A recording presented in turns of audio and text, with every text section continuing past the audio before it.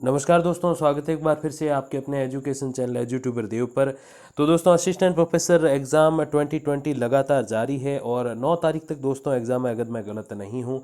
और काफ़ी सारे मेन सब्जेक्ट जैसे अपने दोस्तों हिंदी, हिस्ट्री, पॉलिटिकल साइंस और जनरल पेपर थर्ड, ये सारे जो दोस्तों काफ़ी मेन सब्जेक्ट है अपने ज्योग्राफी वगैरह, इनके एग्ज़ाम्स हो चुके हैं और कट ऑफ पे जल्द ही वीडियो आने वाला है दोस्तों। फिलहाल बात करेंगे पॉलिटिकल साइंस का जो फर्स्ट पेपर रहा है उसके बारे में, और फिर इसके बाद जो अगला वीडियो आएगा दोस्तों इस संबंध में वो पॉलिटिकल साइंस के सेकंड पेपर के संबंध में होगा।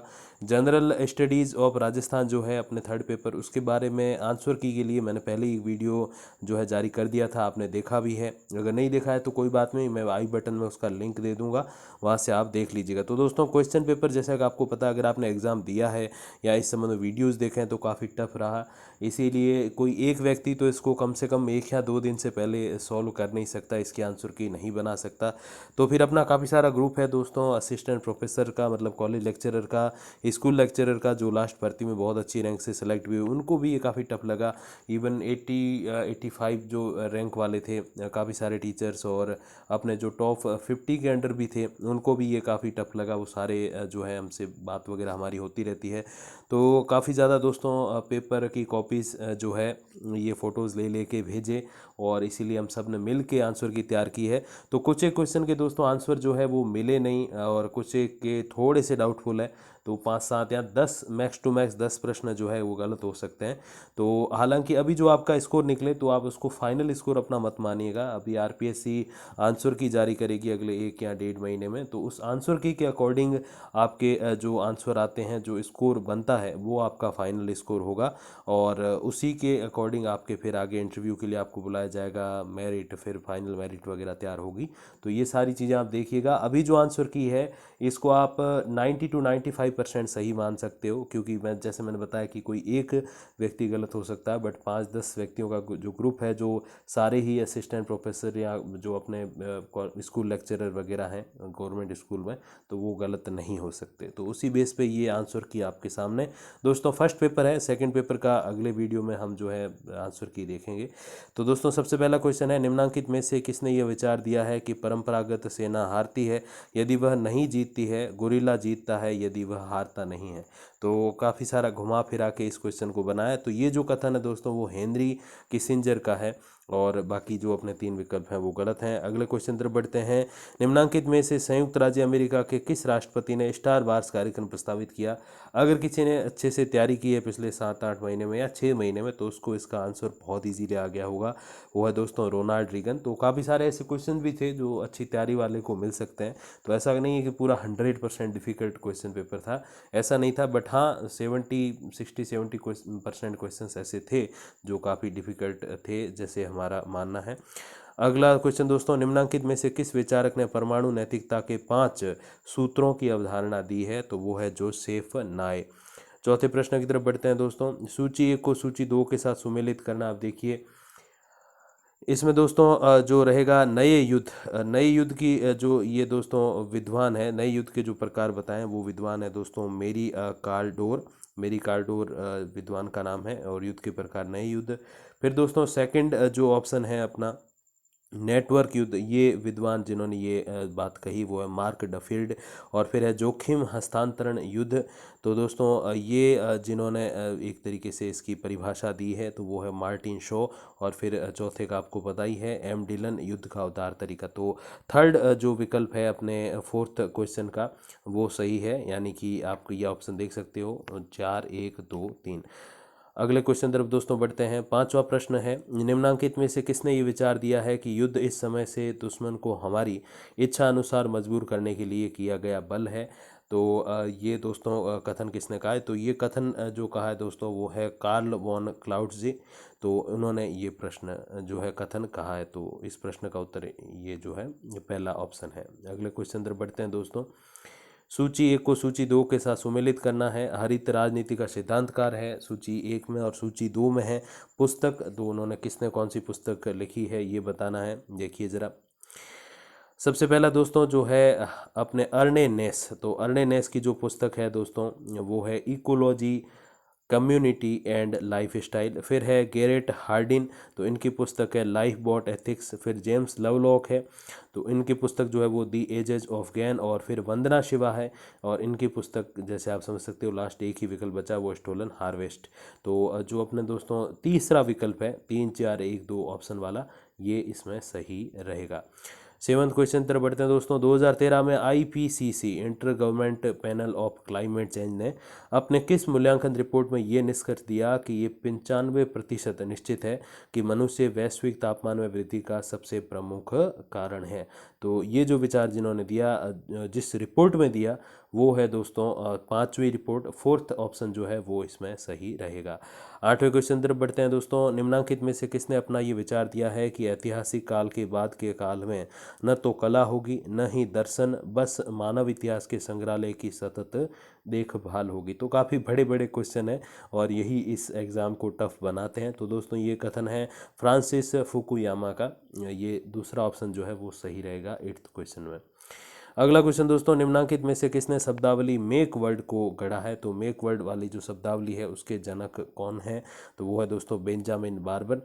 अगले क्वेश्चन तरफ बढ़ते हैं। निम्नलिखित में से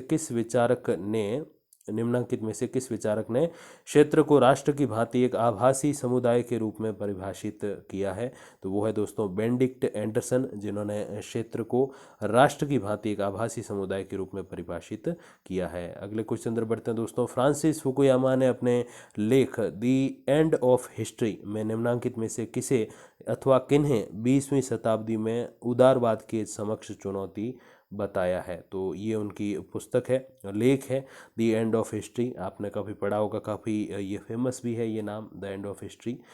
तो दोस्तों इसमें जो ऑप्शन सही है वो है फासीवाद और साम्यवाद। थैचरवाद को इसमें नहीं गिना, यानी कि तीसरा जो विकल्प है 11th क्वेश्चन का वो सही है, ए और बी, यानी कि फासीवाद और साम्यवाद को उन्होंने 20वीं शताब्दी में उदारवाद के समक्ष चुनौती बताया। क्योंकि अगर आपने पढ़ी हो ये चीज़ें तो उदारवाद के बिल्कुल विपरीत बातें कही जाती हैं फासीवाद में और साम्यवाद में। अगले क्वेश्चन तरफ बढ़ते हैं।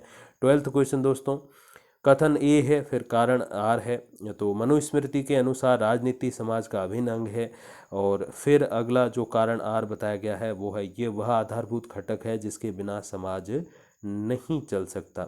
तो इसमें दोस्तों ए मनुस्मृति के अनुसार राजनीति समाज का अभिन्न अंग है, ये बिल्कुल सही बात है।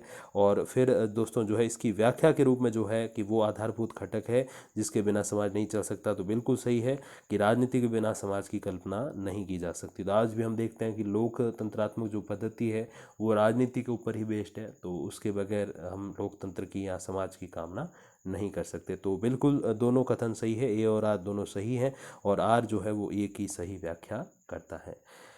अगले क्वेश्चन तरफ बढ़ते हैं दोस्तों। मनु से संबंधित निम्नांकित कथनों पर जो है विचार कीजिए। 2 कथन है। पहला कथन देखिए, धर्म का मूल सिद्धांत है दूसरों का कल्याण और छोटे समूह के कल्याण की अपेक्षा बड़े समूह के कल्याण को प्राथमिकता दी जानी चाहिए। दूसरा कथन है, व्यक्ति के हित की अपेक्षा समाज का हित जो है वो ज़्यादा श्रेयस्कर है, ज़्यादा अच्छा है। तो दोस्तों इसमें ये दोनों ही कथन सही है, बिल्कुल सही बातें कही गई हैं दोनों ही।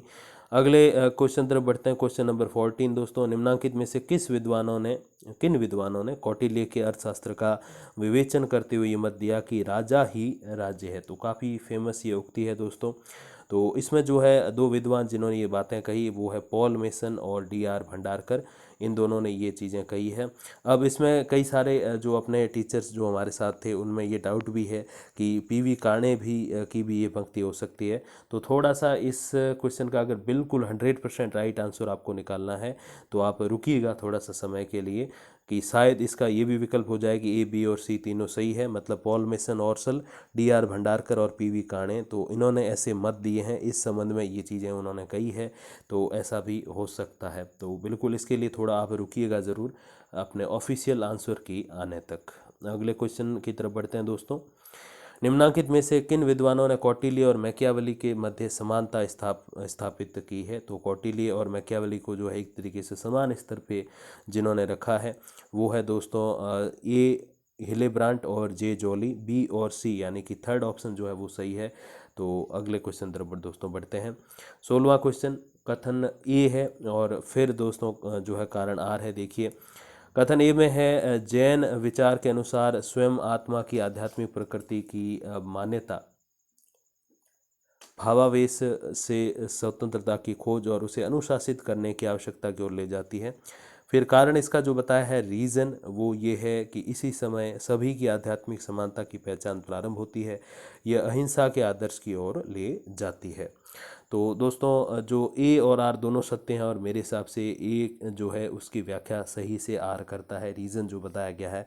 तो हालांकि इसमें भी थोड़ा सा संशय हमारे बीच में था कि जो है फोर्थ ऑप्शन भी में भी इसमें सही हो सकता है कि दोनों सही तो है, बट जो ए की व्याख्या जो आर कर रहा है वो सही नहीं कर रहा। तो हल्का सा संशय इसमें भी है, लेकिन चलो आप लगा लीजिए ऑप्शन, चलो इसके अकॉर्डिंग रहता तो ठीक है, नहीं तो फिर एक आध नंबर तो खैर ऊपर नीचे भी चलते हैं। जैसे मैंने बताया कि 5-7% तो इसमें रहेगा, क्योंकि ऑफिशियल आंसर की जो होती है वही मान्य होती है और उसमें जो जिन्होंने प्रश्न बनाए हैं तो वो बहुत सही से इनके जवाब भी जानते होंगे। बाकी चाहे कैसे भी शिक्षक आप ले आइए, कोई उसमें वो ज़्यादा बड़ी बात नहीं होती। अगले क्वेश्चन तरफ बढ़ते हैं। निम्नांकित में से कौन सा युग्म सही सुमेलित नहीं है? ग्रंथ है और सामने लेखक है। दोस्तों देखिए, तो नीति वाक्यामृत जो है वो सोमदेव सूरी का है, लघावर हा नीति जो है वो आचार्य हेमचंद्र का है, और सोम प्रभाचार्य का जो ग्रंथ है वो कुमारपाल प्रतिबोध है। तो यानी कि एक ही विकल्प रह गया, वो है दोस्तों फोर्थ ऑप्शन धर्मबिंदु राजेंद्र सूरी। ये विकल्प जो है वो सही सुमेलित नहीं है। अगले क्वेश्चन तरफ बढ़ते हैं। अहिंसा से संबंधित निम्नांकित कथनों पर विचार कीजिए। तो अहिंसा से संबंध में ये अलग अलग क्वेश्चन जो है कथन दिए हुए हैं। प्राचीन बौद्ध ग्रंथ सुतनिपात अहिंसा को महानतम गुण मानता है। सुतनिपात के ब्राह्मण धम्मिक सूत्र में ये उल्लेखित है कि पशुओं की रक्षा होनी चाहिए। तो थर्ड ऑप्शन इसमें सही रहेगा, एक और दो दोनों ही सही है। अगले क्वेश्चन पर बढ़ते हैं। क्वेश्चन नंबर 19, बौद्ध धर्म के अष्टांगिक मार्ग में निम्नांकित में से कौन सा मार्ग हत्या के लिए जानवरों के व्यवसाय को प्रतिबंधित करता है?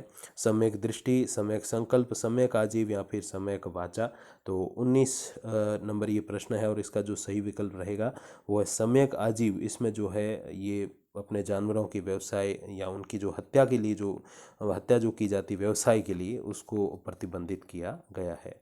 अगले क्वेश्चन तरफ बढ़ते हैं दोस्तों। क्वेश्चन नंबर 20, जियाउद्दीन बर्नी ने संप्रभु के लिए निम्नलिखित में से कौन से कार्य आवश्यक माने हैं? जियाउद्दीन बर्नी के बारे में काफ़ी क्वेश्चन भी आते रहते हैं।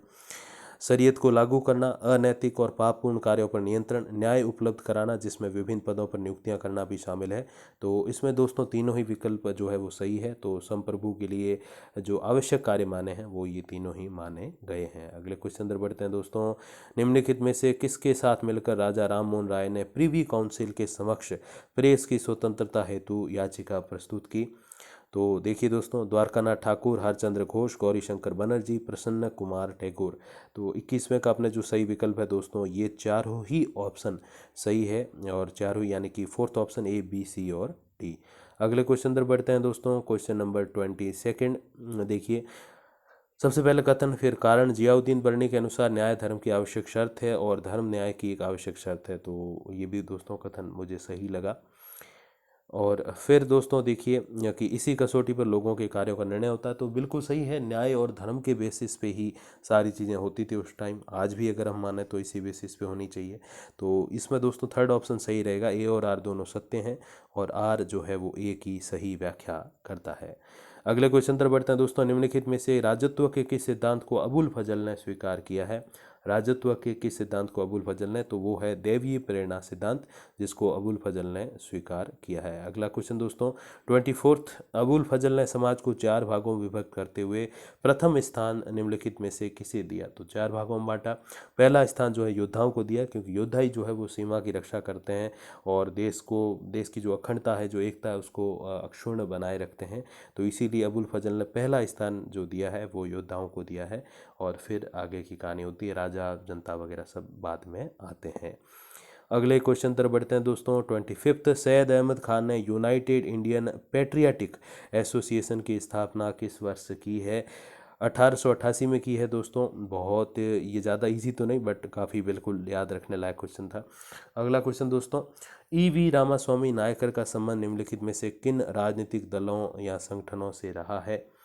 तो देखिए दोस्तों, जस्टिस पार्टी और द्रविड़ कड़गम जो है, कशगम लिखा, कड़गम भी है। तो ये ए और बी यानी कि फोर्थ ऑप्शन सही है, बाकी दो ऑप्शन सही नहीं है इसमें।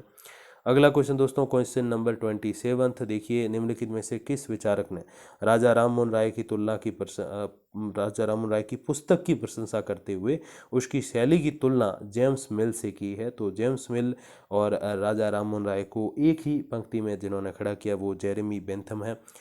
अगले क्वेश्चन तरफ बढ़ते हैं, निम्नलिखित में से विचारकों में से किसने दयानंद सरस्वती के बारे में अपना ये दृष्टिकोण बयान किया कि ये स्वर्ग के पुत्र का ब्रॉडेक्स्टर है, दिवस पुत्र, ये वह छाप है जो दयानंद अपने पीछे छोड़ गए हैं? तो इस प्रश्न का उत्तर जो है वो अरविंद है, जिनको अरविंदो भी कहा जाता है। अगले क्वेश्चन तरफ बढ़ते हैं, 29th, दयानंद सरस्वती ने राज्य की अपनी परिकल्पना के अंतर्गत निम्नलिखित में से किस निकाय का उल्लेख नहीं किया है?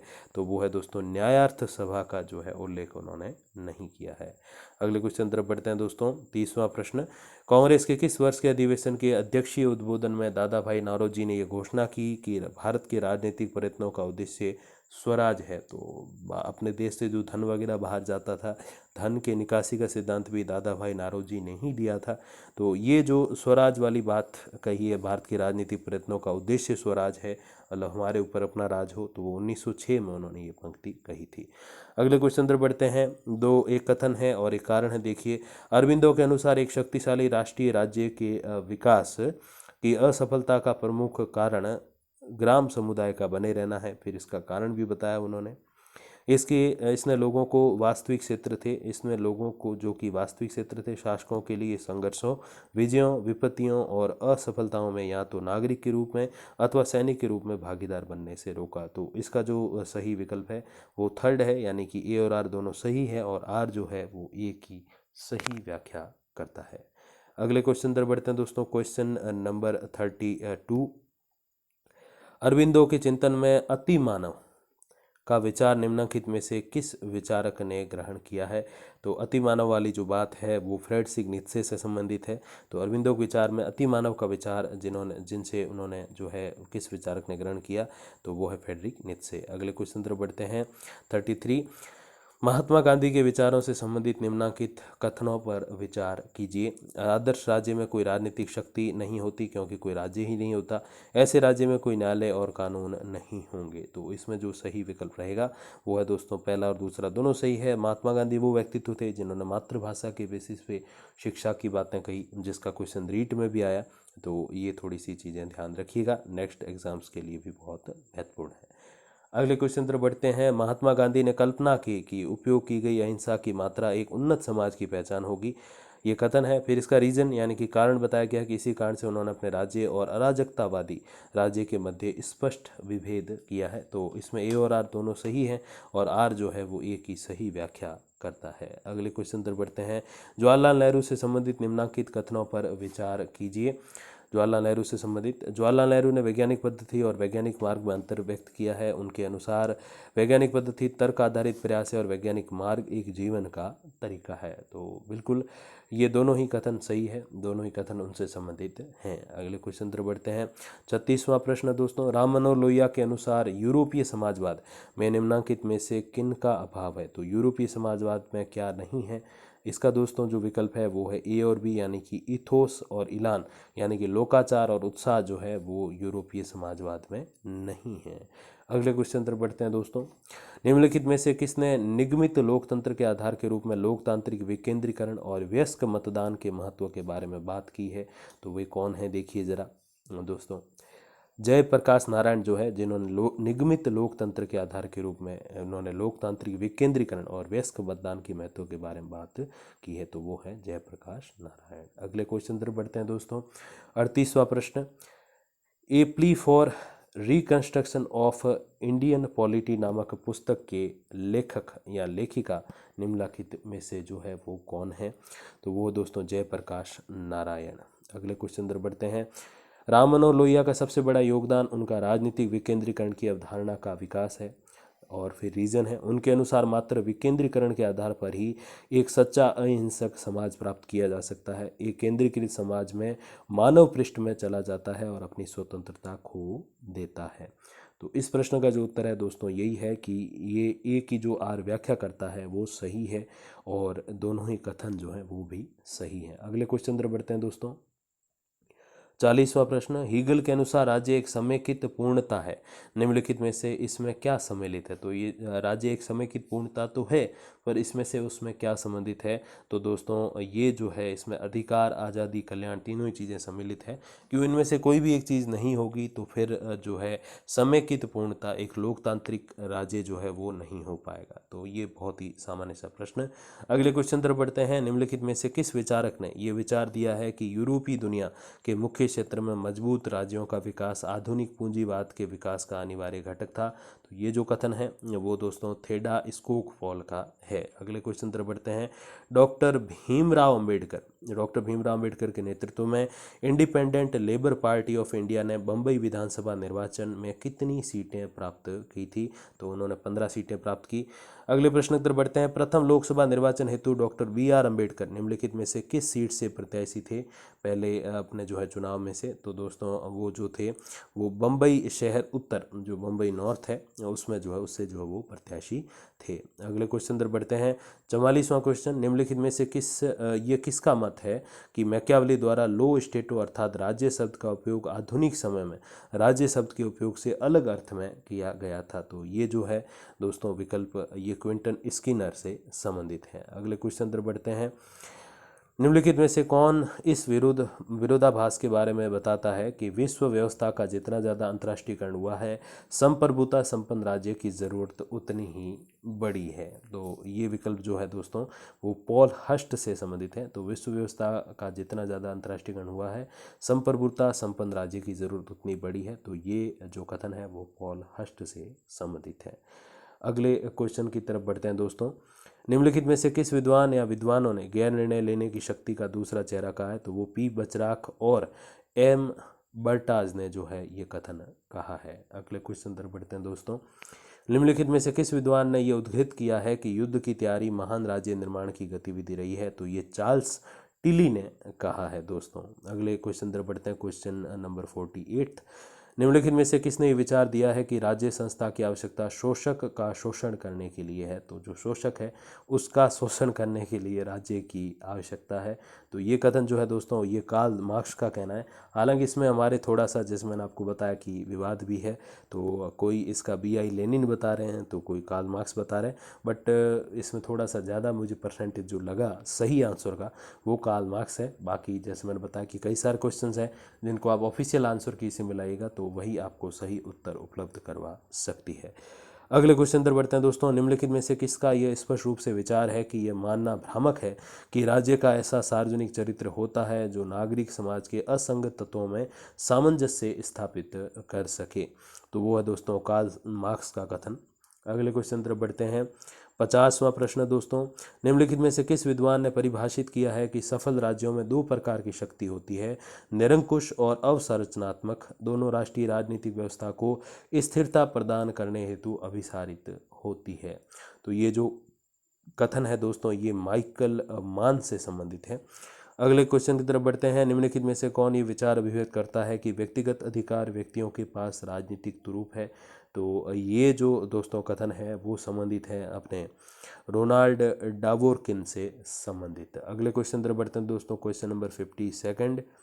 देखिए जरा, शार्पले शुभिक सूचकांक यानी कि इंडेक्स जो है, शार्पले सूचकांक इंडेक्स वो जो है किससे संबंधित है? तो ये दोस्तों संबंधित है मतदान शक्ति से। अगले क्वेश्चन तरफ बढ़ते हैं। निम्नलिखित में से किसने सत्ता को प्राकृतिक आवश्यकता कहा है? तो यानी कि जो प्राधिकार है, जो अथॉरिटी है, उसको प्राकृतिक आवश्यकता यानी कि नेचुरल नेसेसरी जो चीज़ें होती हैं वो किसने कहा है? देखिए ज़रा, तो वो कहा है दोस्तों रोजर स्कर्टन ने। अगले क्वेश्चन तरफ बढ़ते हैं। निम्नलिखित में से कौन सा विद्वान नौकरशाही अधिनायकवाद के विचार से संबंधित है? तो नौकरशाही अधिनायकवाद की जब बात आती है तो गुदरेमो ओडोनेल की बात हमारे सामने निकल के आती है। अगले क्वेश्चन तरफ बढ़ते हैं दोस्तों। क्वेश्चन 55वां। निम्नलिखित में से किसने ये तर्क दिया है कि न्याय का हर वो सिद्धांत अधूरा है जो परिवार में असमानताओं को लेकर चुप है? तो असमानताओं के विरुद्ध की जो बातें हम जब करते हैं तो सुसेन मोलर ऑकिन, SM ऑकिन जो है नाम सामने आता है, यानी कि सुसेन मोलर ऑकिन। अगले क्वेश्चन अंदर बढ़ते हैं, क्वेश्चन नंबर 56। देखिए, नागरिक समाज के साहचर्यों को नागरिकता के सिद्धांत के अनुसार सुधारने की ज़रूरत हो सकती है। माइकल वाल्जर अपने इस नज़रिए को क्या कहता है? तो माइकल वाल्जर जो है इसे आलोचनात्मक साहचर्यवाद कहते हैं। अगले क्वेश्चन अंदर बढ़ते हैं दोस्तों, क्वेश्चन नंबर 57वां। देखिए, निम्नलिखित विचारकों में से कौन स्वतंत्रता को गैर हस्तक्षेप के रूप में परिभाषित करते हुए सार्वजनिक नीति का उद्देश्य खुशी से अधिक लोगों की चिंताजनक पीड़ा को कम करना मानता है? तो ये दोस्तों जो विचारक हैं वो हैं कार्ल पॉपर। अगले क्वेश्चन अंदर बढ़ते हैं, निम्नलिखित में से कौन स्वतंत्रता को कानूनों की चुप्पी के रूप में परिभाषित करता अथवा करती है? तो वो जो विद्वान हैं वो है थॉमस हॉब्स, जो है कानूनों की चुप्पी की बातें करते हैं। अगले क्वेश्चन तरफ बढ़ते हैं दोस्तों, निम्नलिखित में से कौन अवसर की समानता को मेंढक दर्शन के रूप में दर्शाता है? तो मेंढक दर्शन के रूप में जो अवसरों को दर्शाते हैं, अवसरों की समानता को दर्शाते हैं, वो है दोस्तों R.H. टोनी। अगले क्वेश्चन तरफ बढ़ते हैं, 60th क्वेश्चन दोस्तों, निम्नलिखित में से कौन सा यूरो साम्यवाद का लक्षण नहीं है? तो ये है दोस्तों, देखो, ये एक दलीय व्यवस्था का विरोधी, बिल्कुल ये तो सही है। सर्वहारा वर्ग के अधिनायकवाद का विरोधी ये भी है। यह बहुदलीय व्यवस्था की आवश्यकता पर जोर देता है, तो ये जो है इसका लक्षण नहीं है। ये एक दलीय व्यवस्था की आवश्यकता पर जोर देता है, यूरो साम्यवाद। तो एक ही दल हो, जैसे चाइना में है अपने, तो दल एक ही है बट उसमें अलग अलग व्यक्तित्व है। लेकिन अपने यहाँ क्या है कि बहुदलीय व्यवस्था है, एक नहीं दो नहीं बहुत सारे दल हैं, कभी किसकी सरकार और कभी किसी की सरकार। तो थर्ड ऑप्शन इसमें जो है वो गलत रहेगा, यानी कि तीसरा जो लक्षण है वो नहीं है। अगले क्वेश्चन तरफ बढ़ते हैं, 61वां प्रश्न दोस्तों, निम्नांकित में से किसने विमर्शी लोकतंत्र यानी कि डेलिबरेटिव डेमोक्रेसी शब्दावली को गढ़ा है? तो वो विद्वान जिन्होंने ये शब्दावली बनाई वो है जोसेफ बिसेट। अगले क्वेश्चन तरफ बढ़ते हैं, जैक्सोनियन डेमोक्रेसी यानी कि लोकतंत्र शब्दावली निम्नलिखित में से किस देश से संबंधित है? तो लोकतंत्र शब्दावली जो है दुनिया के सबसे पुराने लोकतंत्र यानी कि अमेरिका से संबंधित है। और दुनिया का सबसे बड़ा लोकतंत्र कौन सा है? वो अपने इंडिया का है, और सबसे पुराना अमेरिका का है। अगले क्वेश्चन तरफ बढ़ते हैं दोस्तों, 63वां प्रश्न, निम्नलिखित विचारों में से किसने राजनीतिक निर्णय लेने के लिए लोकतांत्रिक पद्धति को संस्थागत व्यवस्था के रूप में वर्णित किया? तो काफ़ी गला खराब हो रखा है मेरा दोस्तों, जिसमें व्यक्ति लोगों के वोट के लिए प्रतिस्पर्धी संघर्ष के माध्यम से निर्णय लेने की शक्ति प्राप्त करते हैं। तो ये दोस्तों जोसेफ शुम्पेटर ने जो है ये बातें कही है। अगले क्वेश्चन तरफ बढ़ते हैं, निम्नलिखित विचारों में से कौन समाजवादी बहुलवाद की सिफारिश करता है जिससे उसका अर्थ राज्य के लोकतांत्रिकरण से है? तो राज्य के लोकतांत्रिकरण से अर्थ और समाजवादी बहुलवाद, ये दो चीज़ें जब आप मिलाओगे तो फिर नाम आता है पाउल टॉज का। तो ये नाम है थोड़ा सा, पाउल टाज इनका नाम है, पाउल टाज। तो ये ऑप्शन है, सेकंड ऑप्शन दोस्तों सही है। और जैसे मैंने कई सारे आपके क्वेश्चन भी थे कि सर थोड़ा सा आप जो है इस पे आंसर की वगैरह जल्दी लाओ, तो लाएं कैसे 150 प्रश्न के फिर आंसर की बनाने को? तो चलो शांति से 5-10 टीचर बैठ के बना लेते हैं, बट वापस उसके लिए वीडियो बनाना तो गले की काफ़ी परीक्षा होती है, और गला खराब आप देख पा रहे हैं।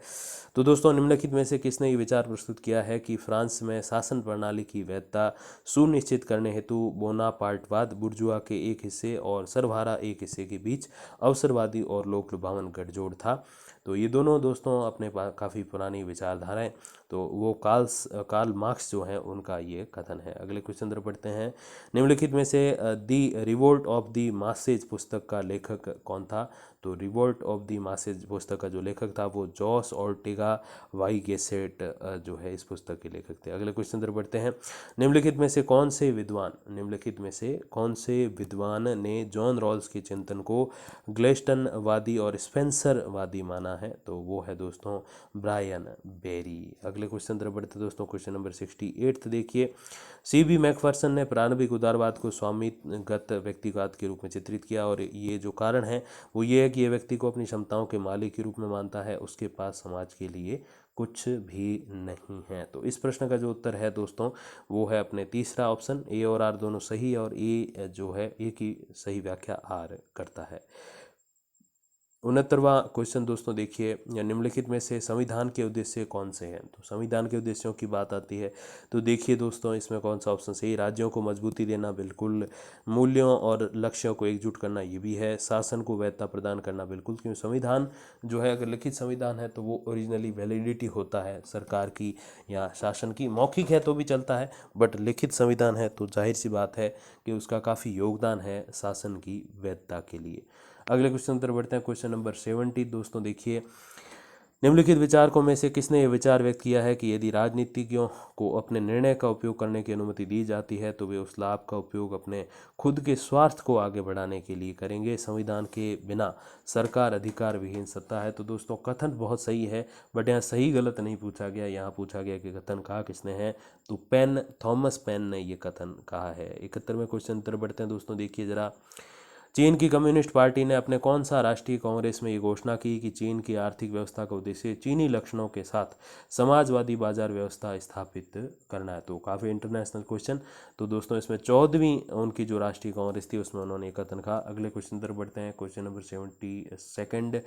निम्नलिखित में से किसने थॉमस एक्विनास को स्पष्ट रूप से दोहराते हुए कहा कि अधिकार और शक्ति भगवान से ली गई है। तो ये मानव निर्मित नहीं है, ईश्वर निर्मित है।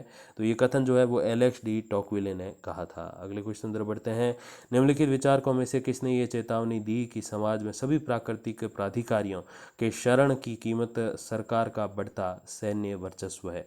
तो ये कथन देखिए किसका है, तो ये कथन एडमंड बर्क का है दोस्तों, काफ़ी फेमस नाम ये। अगले क्वेश्चन तरफ बढ़ते हैं, अल्बर्ट वेन डाइसी के ब्रिटिश संविधान से संबंधित निम्नलिखित कथनों पर विचार कीजिए। तो देखिए कथन, कोई भी व्यक्ति कानून से ऊपर नहीं है और यह कानून ही है जो सभी को नियंत्रित करता है। तो ये तो बात बिल्कुल सही कही है इन्होंने। देखिए फिर है, संसद की संप्रभुता और सामान्य कानून की सर्वोच्चता ब्रिटिश संविधान के दो आधार थे और इन सिद्धांतों पर आधारित समाज ने राजनीतिक स्वतंत्रता को संरक्षित करना और लोकतंत्र के सामंजस्यपूर्ण कामकाज को सुनिश्चित करना संभव बनाया। तो दोनों ही कथन सही है, यानी कि थर्ड ऑप्शन इसमें सही रहेगा। अगले क्वेश्चन पर बढ़ते हैं, क्वेश्चन नंबर 75 देखिए, पिनॉक और स्मिथ के अनुसार निम्नलिखित में से कौन से संविधानवाद के अनिवार्य तत्व हैं। देखिए जरा दोस्तों, संविधान अपरिहार्य संस्थाओं का अभिव्यक्तक है, संविधान राजनीतिक शक्ति का प्रतिबंधक है, संविधान विकास का निदेशक और संविधान राजनीतिक शक्ति का संगठन है। तो चारों ही इसमें ऑप्शन जो है सही है, यानी कि फोर्थ ऑप्शन राइट है। अगले क्वेश्चन तरफ बढ़ते हैं दोस्तों, निम्नलिखित में से किस विद्वान ने प्रत्यायोजित लोकतंत्र के विचार को प्रस्तुत किया। तो वो है गुलेरम ओडोनेल, जी ओडोनेल, उन्होंने ये विचार प्रस्तुत किया है। अगले क्वेश्चन तरफ बढ़ते देखिए जरा दोस्तों, क्वेश्चन नंबर 77। फ्रांसिस फुकुयामा के अनुसार अपने प्रतिद्वंदियों साम्यवाद और फांसीवाद की तुलना में उदार लोकतंत्र की ताकत स्पष्ट है, क्योंकि इसने आम लोगों को उचित पहचान के लिए एक बेहतर तंत्र बनाया है। और ये कथन है। फिर इसका कारक देखिए दोस्तों, लोकतंत्र आज अर्थशास्त्र के लिए उतना ही आवश्यक हो गया जितना कि ये राजनीति के लिए है, और इसका तात्पर्य यह है कि विकास, आर्थिक समानता, नागरिक और राजनीतिक अधिकारों के मुद्दों की गारंटी किसी भी सरकार को देनी ही होगी। तो देखिए ए और आर दोनों है तो सही, बट इनका कोई आपस में लेना देना मुझे दिख नहीं रहा, तो इसीलिए मेरे अनुसार ए आर की सही व्याख्या नहीं करता है। तो अगले क्वेश्चन तरफ बढ़ते हैं दोस्तों देखिए, 78th क्वेश्चन, जोसेफ एलियास शुम्पेटर से संबंधित निम्नलिखित कथनों पर विचार कीजिए।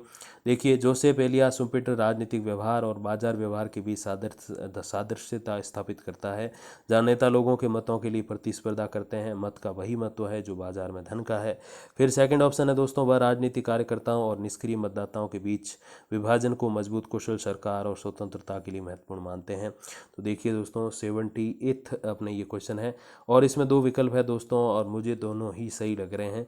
तो काफ़ी इसमें हमारी चर्चा भी हुई थी कि इसमें से दोनों विकल्प सही हैं, कोई एक है। तो मोस्टली में से दोनों विकल्प जो हैं वो सही, ए और बी दोनों सही है, फर्स्ट और सेकंड। दोस्तों देखिए 79वां क्वेश्चन, निम्नलिखित में से किन देशों में एकात्मक शासन व्यवस्था विद्यमान है।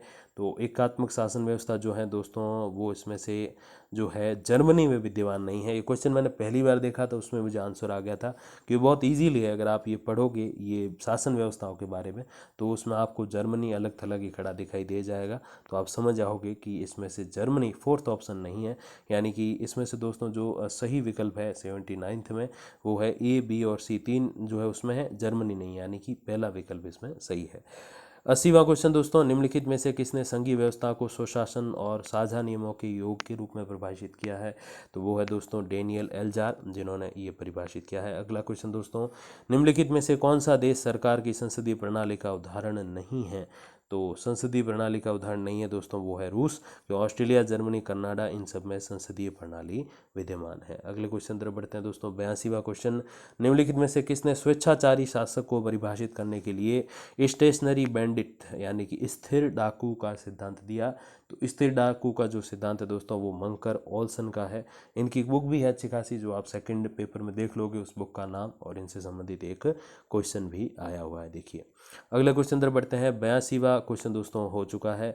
83वें क्वेश्चन की तरफ बढ़ते हैं, निम्नलिखित विचारकों में से किसने सत्तावादी शासन को परिभाषित करने के लिए सुल्तानवाद शब्द गढ़ा? तो जैसे अभी मैंने बताया कि स्थिर डाकू का जो संबंध है वो है दोस्तों अपने मंकर ओल्सन से, तो ये जो सुल्तानवाद शब्द का जो संबंध है वो है दोस्तों मैक्स वेबर से। अगले क्वेश्चन तरफ बढ़ते हैं, निम्नलिखित में से टोटलिटेरियन और ऑथोरिटेरियन रेजिम्स नामक पुस्तक के जो लेखक है या लेखिका है वो कौन है? तो ये जो है वो जुआन जोस लेंज है। अगले क्वेश्चन तरफ बढ़ते हैं दोस्तों, 85वां क्वेश्चन देखिए, निम्नलिखित में से किस विचारक ने लैटिन अमेरिकी राष्ट्रपतियों के लिए राष्ट्रपति के नाम के साथ निर्वाचित राजा शब्दावली का प्रयोग किया है? तो राष्ट्रपति के साथ निर्वाचक राजा शब्दावली का जो प्रयोग है वो सिमोन बोलीवर ने किया है। अगले क्वेश्चन तरफ दोस्तों, निम्नलिखित में से किस विद्वान ने अध्यक्षात्मक व्यवस्था की आलोचना की और कहा कि दोहरी लोकतांत्रिक वैधता मतदाताओं को भ्रमित करती है और जवाबदेही से रोकती है? तो ये जो विकल्प है दोस्तों वो जुआन जोस लिंज का है। अगले क्वेश्चन तरफ बढ़ते हैं, 87वां दोस्तों क्वेश्चन देखिए, निम्नलिखित में से किस विचारक ने यह तर्क दिया है कि शक्तियों का पृथक्करण वास्तव में केवल व्यवस्थापिका की सहूलियत है, न कि कभी समाप्त होने वाली निरूढ़ी? कठोर अर्थ में भी ये कभी व्यवहारिक नहीं हो सकता। तो ये जो कथन है दोस्तों वो संबंध है हेराल्ड जे लास्की से। अगले क्वेश्चन तरफ बढ़ते हैं, देखिए, संयुक्त राज्य अमेरिका के 38वें राष्ट्रपति जेरल्ड रुडोल्फ फोर्ड से संबंधित इन कथनों पर विचार कीजिए। देखिए, जेरल्ड रुडोल्फ फोर्ड संयुक्त राज्य अमेरिका के अब तक के एकमात्र मनोनीत राष्ट्रपति है। अगर आप अमेरिकी राष्ट्रपतियों की लिस्ट देखोगे या फिर यूपीएससी की जो एग्जाम्स होते हैं उसमें ये क्वेश्चन काफ़ी आता है, तो इसमें दोस्तों पहला विकल्प तो है सही। दूसरा देखिए, उपराष्ट्रपति मनोनीत होते समय वे प्रतिनिधि सभा के अध्यक्ष थे, तो ऐसा नहीं है। तो मेरे हिसाब से ये जो 88वां जो क्वेश्चन दोस्तों इसमें केवल एक ही सही है, बाकी दूसरी जो पंक्ति है वो गलत है।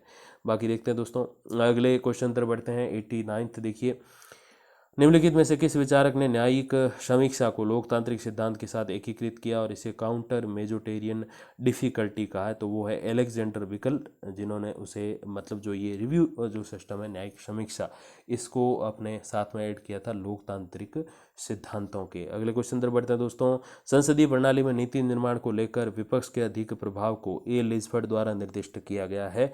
तो वो है दोस्तों अनौपचारिक शक्ति पृथक्करण। अगले क्वेश्चन तरफ बढ़ते हैं, 91st क्वेश्चन दोस्तों देखिए, विधायिकाओं के संबंधित निम्नलिखित कथनों पर विचार कीजिए। विधायिकाएं बहस के लिए मंच हैं और वे जिस विविध दृष्टिकोण को अपनाती है उस पर विचार किया जाता है। उनके आंतरिक कामकाज को बाहरी कर्ताओं की निगरानी का विषय माना जाता है। तो इसमें केवल सेकंड ऑप्शन सही है दोस्तों, बाकी फर्स्ट गलत है। तो विविध दृष्टिकोण वाली बात ये गलत है दोस्तों। अगले क्वेश्चन तरफ बढ़ते हैं, वर्ग निम्नलिखित देशों में से किसकी व्यवस्थापिका के ऊपरी सदन में प्रतिनिधित्व का आधार है? तो वो है दोस्तों यूनाइटेड किंगडम का। अगले क्वेश्चन तरफ बढ़ते हैं, 93rd क्वेश्चन दोस्तों देखिए, मॉरिस डवर्जर ने राजनीतिक दल के लिए निम्नलिखित में से किस शब्दावली का प्रयोग किया है? तो वो शब्द जो मॉरिस डवर्जर ने प्रयोग किया है दोस्तों ये है समुदाय शब्द। अगले क्वेश्चन तरफ बढ़ते हैं, निम्नलिखित में से किस विद्वान ने अधिकतर राजनीतिक दलों को कैच ऑल पार्टीज कहा है? तो कैच ऑल पार्टीज जो कहा गया दोस्तों वो ओटो किर्चमर द्वारा कहा गया है। अगले क्वेश्चन तरफ बढ़ते हैं, 95वां क्वेश्चन दोस्तों देखिए, निम्नलिखित विद्वानों में से किसने अपना ये दृष्टिकोण दिया है कि संयुक्त राज्य अमेरिका के सर्वोच्च न्यायालय के न्यायाधीशों की नियुक्ति की राजनीति प्रक्रिया ये सुनिश्चित करती है कि न्यायालय उसी दिशा में कार्य करता है जो गठबंधन राष्ट्रीय सरकार को नियंत्रित करता है? तो सरकार और न्यायालय जो प्रक्रिया उसके संबंधों को दर्शाने वाली जो ये पंक्ति है दोस्तों ये कही है सी हर्बर्ट प्रिटजेट ने। अगले क्वेश्चन तरफ बढ़ते हैं, न्यायिक निर्णय निर्माण का अभिवृत्तिक प्रतिमान निम्नलिखित में से किस देश से संबंधित है? तो ये न्यायिक निर्णय निर्माण का जो दोस्तों संबंध है वो अपने संयुक्त राज्य अमेरिका का है, तो ये रिव्यू वाला सिस्टम भी वहीं का है। अगले क्वेश्चन तरफ बढ़ते हैं दोस्तों, निम्नलिखित विद्वानों में से किसने ब्रिटिश राजनीतिक दलों के बारे में ये राय दी कि कंजर्वेटिव पार्टी और लेबर पार्टी के अंदर शक्ति का बंटवारा जो है वो एक समान है? तो ये रॉबर्ट मैकेंजी का कथन है। अगले क्वेश्चन तरफ बढ़ते हैं दोस्तों। देखिए, the national association for the advancement of coloured people हित समूह निम्नलिखित में से किस देश का है? तो ये दोस्तों संयुक्त राज्य अमेरिका का है दोस्तों। अगले क्वेश्चन तरफ बढ़ते हैं दोस्तों। देखिए, निम्नलिखित में से किस अधिनियम का उल्लेख भारत के संविधान के अनुच्छेद 395 में नहीं है?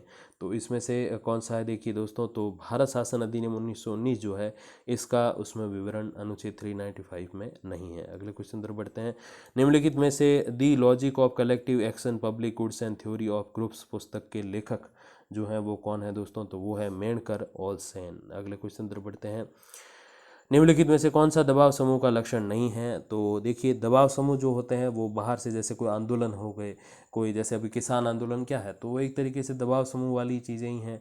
अब रीट को निरस्त करवाना या फिर रीट की जो सीबीआई जांच वगैरह की मांग कर रहे हैं, तो ये भी दबाव समूह ही हो गए। तो इनकी जो लक्षण नहीं है, देखिए अनिश्चित स्वहित, ये इनका लक्ष्य जो है लक्षण नहीं होता, क्योंकि एक तो निश्चित कुछ चीज़ें हैं, कोई न कोई रीज़न है, जैसे किसान आंदोलन है तो वो उनका लक्ष्य यही है कि वो किसान वाला जो रूल है, अपने जो कानून लाए है केंद्र सरकार, उसको वापस करवाना। अभी मीणा जी जो बैठे हैं धरने पे, तो उनका जो लक्ष्य क्या है? उनका लक्ष्य ये कि सीबीआई जांच कराना रीट एग्ज़ाम की। तो अनिश्चित स्वहित ये गलत है, उनका एक निश्चित स्वहित होता है, उसी के अकॉर्डिंग वो कार्य करते हैं। बाकी ऐच्छिक सदस्यता है, बिल्कुल ज़रूरी नहीं कि उसमें आप शामिल हों। सर्वव्यापक प्रवृत्ति है तो वो बहुत बड़े लेवल पे करते हैं, तो वो कोई पर्सनल एक व्यक्ति का एजेंडा नहीं है। बाकी अनिश्चित कार्यकाल है, साल भर हो गया ऑलमोस्ट चलते हुए अपने किसान आंदोलन को, तो ये सारी चीज़ें सही है। पहला ऑप्शन जो है वो इसमें दोस्तों गलत है। अगले क्वेश्चन तरफ बढ़ते हैं। जीन ब्लोंडेल के अनुसार निम्नलिखित में से कौन से संसर्गात्मक दबाव समूह के लक्षण हैं? तो देखिए दोस्तों, इसमें जो है तीनों ही मुझे लग रहे हैं। संसर्गात्मक दबाव समूह के जो लक्षण होते हैं वो उद्देश्य आधारित संबंध, जैसे मैंने अभी बताया था, ऐच्छिक संबंध, औपचारिक संगठन, तो ये तीनों ही सही है, पहला ऑप्शन सही है। 103 नंबर क्वेश्चन देखिए, जैसा कि भारत के संविधान के अनुच्छेद 37 में उल्लेखित है, राज्य के नीति निर्देशक तत्व हैं। तो राज्य के नीति निर्देशक तत्व जो है वो देश के शासन में मूलभूत है, तो शासन के अकॉर्डिंग ही नीति निर्देशक तत्व तय होते हैं। अगला प्रश्न दोस्तों देखिए, निम्नलिखित में से किसने बेनेगल नरसिंह राव को भारत की संविधान सभा का संवैधानिक सलाहकार नियुक्त किया था?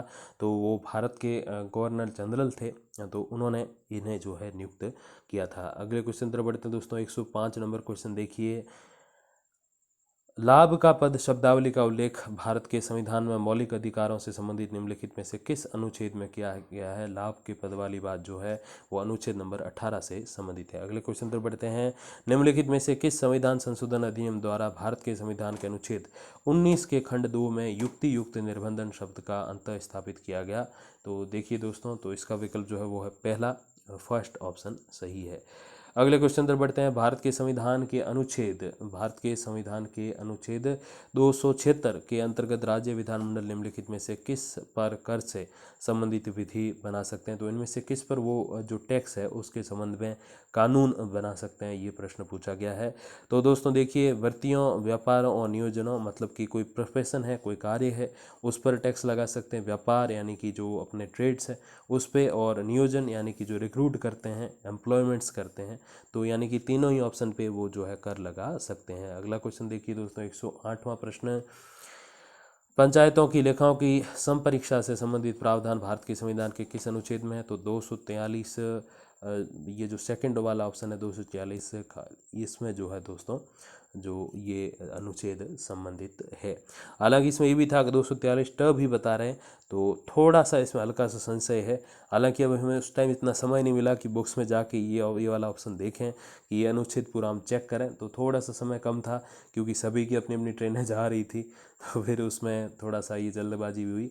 हालांकि बाद में घर आके हमने इन चीज़ों को ईमेल से भी सेंड वगैरह किया, बट फिर वही है कि शिक्षक थोड़ा दूर दूर हो जाते हैं ना, फिर थोड़ा कम ही टाइम देते हैं यार दोस्तों को, तो फिर उसके अकॉर्डिंग चीज़ें चलती है। पास होते हैं तो भाई सभी लग जाते हैं पूरा इसमें, चलो कि कर देते हैं सॉल्व। तो देखिए दोस्तों अगले क्वेश्चन की ओर, कि निम्नलिखित में से कौन सा शब्द भारत के संविधान के अनुच्छेद 51 क 6 में उल्लेखित नहीं है? तो पशु का उल्लेख उसमें नहीं है बिल्कुल भी। नदी वन झील सब उल्लेख है बट पशु का नहीं है। 110वां क्वेश्चन दोस्तों देखिए, ऐसा अन्य राज्य का राज्य क्षेत्र जो भारत के राज्य क्षेत्र में समाविष्ट है किंतु भारत के संविधान की प्रथम अनुसूची में वह निर्दिष्ट नहीं है, वो क्या कहलाता है देखिए, तो वो कहलाता है सहसयुक्त राज्य क्षेत्र। अगले क्वेश्चन की तरफ बढ़ते हैं दोस्तों देखिए, राज्य का विधानमंडल निम्नलिखित में से भारत के संविधान के किस अनुच्छेद के अंतर्गत राज्य की आकस्मिकता निधि की स्थापना कर सकता है। तो देखिए दोस्तों, इसका जो सही विकल्प है वो है 267(2), इसके अंतर्गत राज्य की आकस्मिकता निधि की स्थापना होती है। अगले क्वेश्चन तरफ बढ़ते हैं दोस्तों देखिए, 112वां प्रश्न, भारत के संविधान के उपबंधों के अंतर्गत प्रत्येक राज्य में जिला स्तर पर एक जिला योजना समिति का गठन किया जाएगा, जिसमें देखिए क्या है, जिसमें संपूर्ण जिले के लिए एक विकास योजना का प्रारूप तैयार करने के लिए जिला पंचायत द्वारा तैयार की गई योजनाओं का समेकन करने के लिए।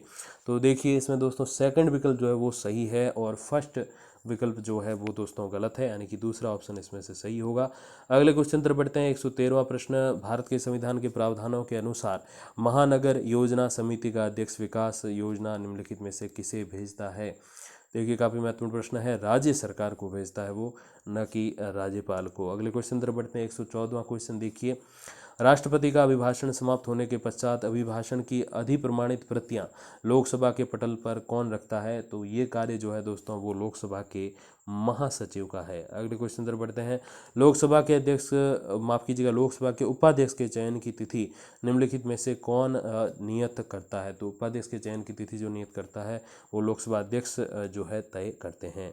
और मोस्टली कई बार ऐसा होता है कि विरोधी पार्टी का जो होता है उसे उपाध्यक्ष बनाया जाता है, तो ये भी एक छोटी सी चीज़ है इसमें, बस ये इसका कोई सा फिक्स्ड नहीं है, बट ये ज़रूर है, थोड़ी सी प्राथमिकता दी जाती है कि अध्यक्ष जिसका है उसके जस्ट ऑपोजिट वाले का उपाध्यक्ष बना देते हैं। अगले क्वेश्चन तरफ बढ़ते हैं दोस्तों, 116वां क्वेश्चन की निम्नलिखित में से कौन भारत के प्रधानमंत्री नियुक्त किए जाते समय संसद के सदस्य नहीं थे। तो संसद के सदस्य कौन नहीं थे देखिए, तो दोस्तों इसमें से जो एच डी देवगौड़ा और पी वी नरसिंह राव जो है वो इसमें से नहीं थे संसद के सदस्य। इसमें एच डी देवगौड़ा जो है वो राज्यसभा के सदस्य रहे, अपने पूर्व प्रधानमंत्री मोदी जी से पहले अपने मनमोहन सिंह जी वो भी राज्यसभा से ही रहे, वो कभी एमपी का लोकसभा चुनाव नहीं लड़े, तो ये चीज़ें आप थोड़ा सा याद रखिएगा। 117वां क्वेश्चन देखते हैं दोस्तों, भारत की निम्नलिखित में से कौन राष्ट्रीय रक्षा निधि की कार्यकारिणी समिति के सदस्य होते हैं। तो इनमें से कौन है जो कार्यकारिणी निधि समिति, राष्ट्रीय रक्षा निधि के कार्यकारिणी समिति के सदस्य होते हैं दोस्तों देखिए, तो रक्षा मंत्री होते हैं, वित्त मंत्री होते हैं, गृह मंत्री होते हैं, बट विदेश मंत्री का इसमें कोई काम नहीं होता, यानी कि option number first A, B और सी जिसमें ऑप्शन दिए हुए हैं देखिए। अगला क्वेश्चन, निम्नलिखित में से कौन स्वतंत्र भारत में पहले निर्विभाग केंद्रीय कैबिनेट मंत्री थे। तो पहले निर्विभाग यानी कि बिना विभाग के जो केंद्रीय कैबिनेट मंत्री थे, मतलब बिल्कुल स्वतंत्र प्रभाव वाले, तो वो दोस्तों जो थे वो अपने एन गोपाल स्वामी अयंगर, तो अनंत शयनम अयंगर, बिल्कुल जिनका प्रश्न रीट में भी आया था, उपाध्यक्ष वाला क्वेश्चन दोस्तों। अगले क्वेश्चन तरफ बढ़ते हैं, निम्नलिखित में से किससे परामर्श करने के बाद भारत का राष्ट्रपति किसी न्यायाधीश का एक उच्च न्यायालय से दूसरे उच्च न्यायालय को ट्रांसफ़र जो है अंतरण कर सकता है। तो देखिए दोस्तों, अंतरण की जहाँ तक बात है तो इसके लिए मुझे लगता है कि भारत के जो मुख्य न्यायाधीश है उनसे ही सलाह मशवरा होगा, बाकी किसी का भी लेना देना नहीं। क्यों, राज्यपाल से पूछेंगे तो दो राज्यपाल से पूछना पड़ेगा, सीएम का कोई मैटर इसमें होता नहीं है, तो फिर वो किससे पूछेंगे, वो जाहिर सी बात है भारत के मुख्य न्यायाधीश जो हैं सर्वोच्च न्यायालय के हेड, उनसे पूछेंगे। अगला क्वेश्चन दोस्तों देखिए, किस वर्ष से भारत के निर्वाचन आयोग ने राजनीति में अपराधीकरण को रोकने के लिए राज्यसभा और लोकसभा के उम्मीदवार के लिए एक हलफनामा प्रस्तुत करना अनिवार्य कर दिया है, और इस हलफनामे में आपराधिक अभियोजन विवरण, संपत्ति का विवरण और शैक्षणिक योग्यता का दिया जाना आवश्यक है। तो ऑल जो डिटेल्स होती हैं वो 2002 से ये चीज़ें शुरू हुई हैं। अगला क्वेश्चन देखिए दोस्तों, भारत के संविधान के अनुच्छेद 128 के अनुसार उच्चतम न्यायालय की बैठकों में सेवानिवृत्त न्यायाधीशों की उपस्थिति हेतु क्या आवश्यक है। तो रिटायर्ड न्यायाधीश अगर वहाँ आना चाहते हैं तो देखिए क्या आवश्यक है कि राष्ट्रपति की सहमति होनी चाहिए, बाकी तो कुछ ज़्यादा उसमें चाहिए नहीं है।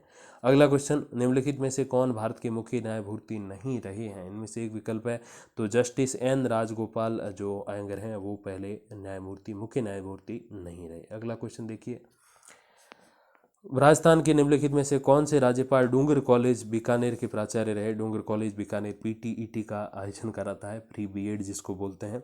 तो डॉक्टर संपूर्णानंद जो है वो डूंगर कॉलेज से संबंधित नहीं थे। अगला क्वेश्चन दोस्तों देखिए, भारत के उच्चतम न्यायालय ने निम्नलिखित में से किस दिनांक को आईसी गोलकनाथ और अन्य बनाम पंजाब राज्य 1966 वाला जो वाद है उसमें निर्णय दिया था। तो ये बिल्कुल इन्होंने दिनांक ही पूछ ली है, तो काफ़ी टफ क्वेश्चन है। 27 फरवरी 1967, हालांकि 28 वाला ऑप्शन था, बट हमारे में से ज़्यादातर जो शिक्षक हैं वो पहले ऑप्शन से ही जो है सहमत थे दोस्तों। अगले क्वेश्चन पर बढ़ते हैं। 125वां क्वेश्चन, भारत के उच्चतम न्यायालय यानी कि सर्वोच्च न्यायालय द्वारा एसआर बॉम्बई बनाम भारत सन 1994 वाद में दिए गए निर्णय से संबंधित निम्नलिखित कथनों पर विचार कीजिए। तो देखिए इसमें दोस्तों जो कथन हैं उसमें से देखिए जो अनुच्छेद 356 के द्वारा राष्ट्रपति को प्रदत्त अधिकार एक सशर्त शक्ति है, ये आत्यांतिक नहीं है, मतलब एब्सोलूट जो मतलब जो बिल्कुल है कि कभी भी यूज़ किया जा सके वो नहीं है। और अनुच्छेद 356 एक के अधीन की गई उद्घोषणा न्यायिक समीक्षा से परे, तो ऐसा तो नहीं है। देखिए कई बार हम देखते हैं ये जो राज्यों के ऊपर जो लगाए होते हैं वो अपने आपातकालीन जो कानून वो सारे हटाए जा सकते हैं बिल्कुल, तो इसलिए ये दूसरा ऑप्शन गलत है, पहला ऑप्शन सही है, यानी कि 125वें का सही विकल्प होगा पहला, यानी कि पहली पंक्ति सही है, दूसरी गलत है। अगले क्वेश्चन तरफ बढ़ते हैं। देखिए उच्च न्यायालय के किसी न्यायाधीश की सेवानिवृत्ति के पश्चात उसे नियुक्त किया जा सकता है, तो उसे कहाँ नियुक्त किया जा सकता है देखिए ज़रा दोस्तों, किसी विश्वविद्यालय का कुलपति, राजदूत, राज्यपाल और सरकार द्वारा गठित किसी समिति का अध्यक्ष। तो सीधी सी बात है कि कुलपति, राजदूत और राज्यपाल ये वो पद हैं जो मतलब यूँ सभी सभी संवैधानिक तो नहीं है बट काफ़ी एक तरीके से सम्माननीय पद होते हैं। बट सरकार की गठित समिति का अध्यक्ष जो है थोड़ा नेतागिरी वाला पद है। तो मेरे हिसाब से ए, बी और सी जो है यानी कि तीसरा विकल्प 126वें जो क्वेश्चन है उसका ये सही है, यानी कि सरकार की समिति के वो अध्यक्ष नहीं हो सकते, नहीं तो फिर वो न्यायालय वाली थोड़ी सी बात वो समाप्त सी हो जाएगी। अगला क्वेश्चन देखिए, राजस्थान के निम्नलिखित कार्यवाहक राज्यपालों के कार्यकाल को काल अनुक्रम द्वारा व्यवस्थित कीजिए। तो ये हमने जो लिस्ट बनाई थी, अभी मैं सारी यहाँ पढ़ने बैठूंगा तो वीडियो 1 घंटे को बहुत जल्दी पार कर जाएगा। सीधे से आंसर पे आते हैं दोस्तों। तो ये है ABCD, यानी कि इन्होंने सही ये लिखा है बट थोड़ा सा इसमें दिमाग लगाने वाली बात है। कई बार इतने क्वेश्चन करके आते हैं ना तो सोचते हैं कि नहीं भाई गलती हो जाए क्या पता, तो ये कुछ चीज़ें हैं थोड़ी सी ध्यान देने लायक। अगले क्वेश्चन तरफ बढ़ते हैं दोस्तों। देखिए कि निम्नलिखित में से कौन एक मंत्री के भार साधन में एक या अधिक विभाग समानुदेशित करके मंत्रियों में राजस्थान सरकार के कार्य का आवंटन करता है। तो राज्यपाल करते हैं, मुख्यमंत्री की सिफारिश थे, तो जो शपथ वगैरह दिलाते हैं ना वो भी राज्यपाल ही दिलाते हैं, लेकिन वो सिफारिश यानी कि कौन लिस्ट बना के देता है उनको मुख्यमंत्री देते हैं कि भाई हमें ये जो है लोग चाहिए अपनी सरकार में। अगला क्वेश्चन, राजस्थान विधानसभा की प्रक्रिया तथा कार्य संचालन संबंधी नियम के अनुसार निम्नलिखित में से कौन मंत्री की परिभाषा के अंतर्गत आते हैं।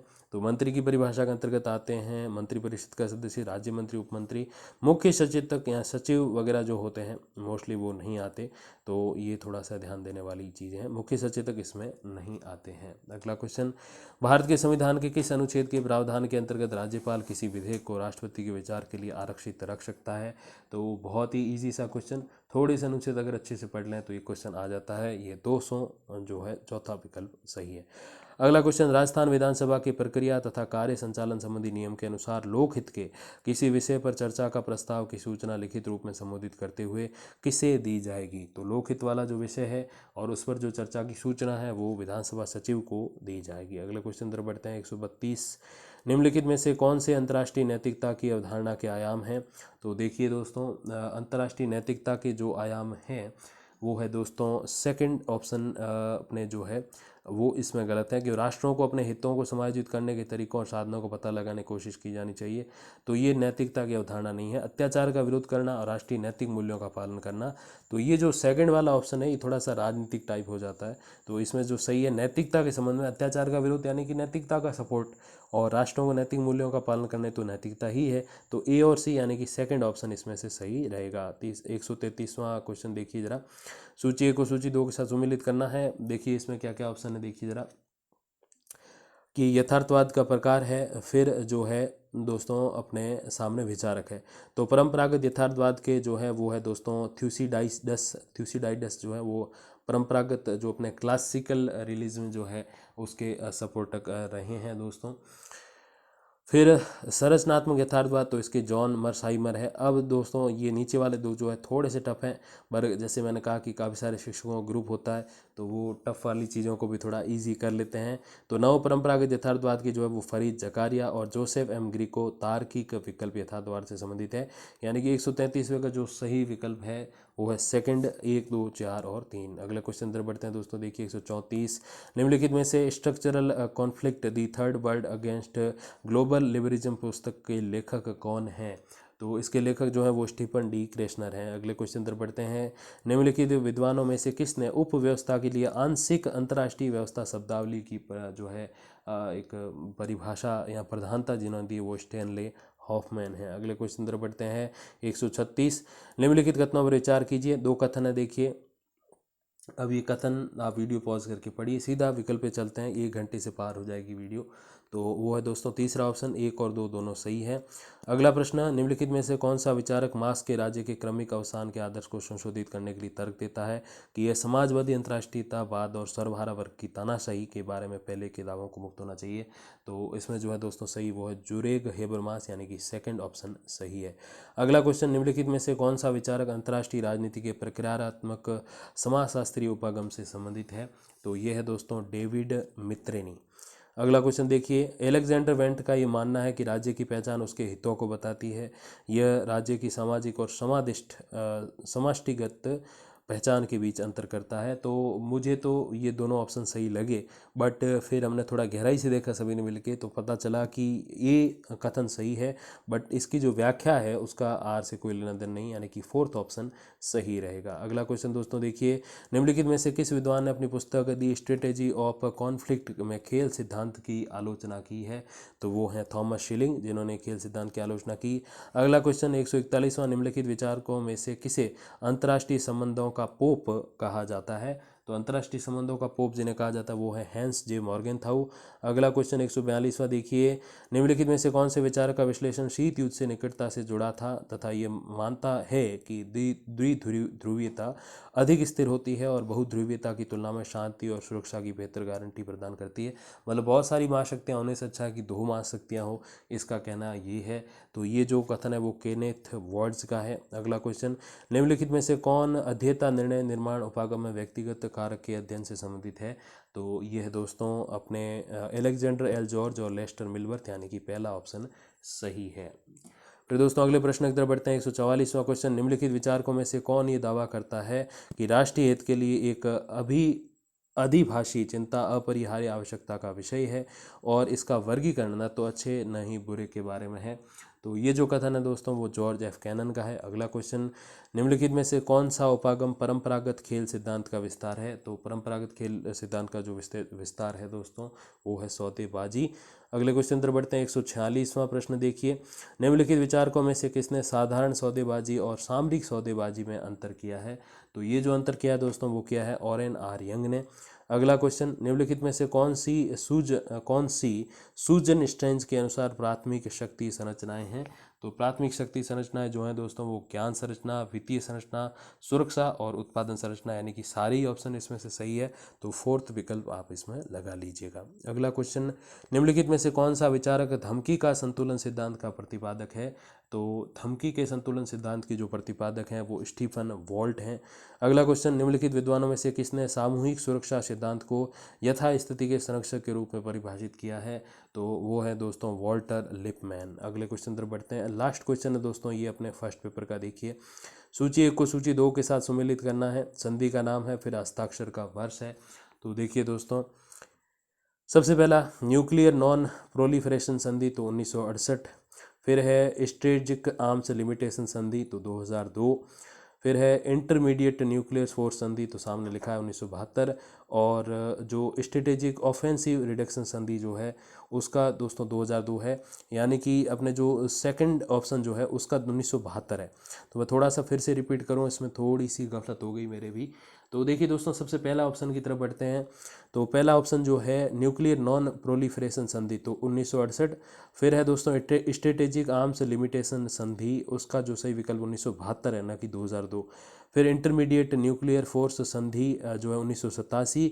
और स्ट्रेटेजिक ऑफेंसिव रिडक्शन संधि जो है वो सबसे लेटेस्ट है 2002 में। तो इसका पहला विकल्प जो है वो दोस्तों सही है। अब जल्द ही सेकंड पेपर जो है अपने राजनीति विज्ञान का कॉलेज लेक्चरर 2020 का, उसकी भी आंसर की ऑलमोस्ट रेडी है, तो उसको फिनिशिंग दे के हम वो भी लेकर आने वाले हैं। और जल्दी दोस्तों कल ही आपको मिल जाएगी इसी टाइम पे सेकंड पेपर के आंसर की।